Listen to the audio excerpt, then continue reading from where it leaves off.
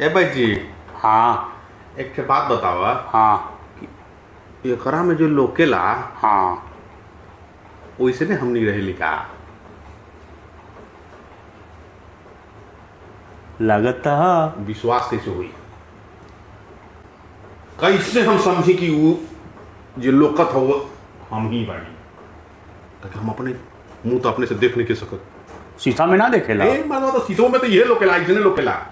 यो शीशे ना हो। शीशा तो गलतियों हो सकेला। हाँ हो भाई, बताओ जता ऐसा होला कि हमने झूठा हुए गलती मुद्दा पर चर्चा करा। अच्छा तो एक काम करा, का ढेर शंका है ना। हाँ? यही सब हमसे पूछ ला।